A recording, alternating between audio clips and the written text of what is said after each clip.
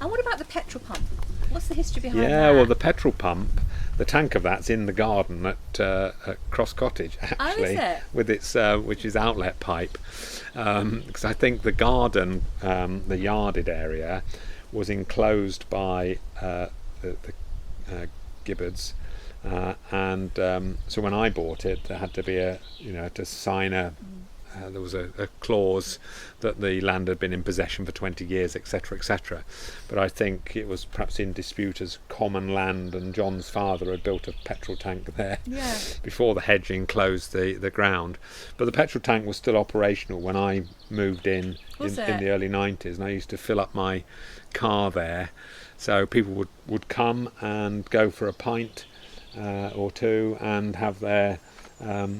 David would come out, and that's John's father, would come out and manually pump, because it's a hand pump up the fuel.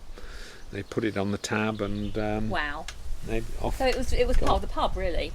Oh, part of the pub, along with the so John's got a number of businesses now. Of course, he's got the pub. Karen runs the post office. They've got holiday cottages. He's got the farm. He runs a bus as well. But David's father, of course, when their family moved here, they were tailors. So the little holiday cottage is called Taylor's Cottage. It was a tailor's, they were tailors. And the shop used to sell all sorts of things, sold everything. I wish it still did. From the shop. And I've still got some Grandad shirts I bought there when John had the closing down sale, that were from the 1950s then. With the button down, the collars. So they sold everything, and David had a mobile van. So he was ahead of his time, because Tesco's van coming round now, he went up in all the hills and had his round with his vegetables, bread, gammon. He had a gammon slice in there. This is milk. David. That's John's father. David had that, and the shop and the post office and the pub and the farm.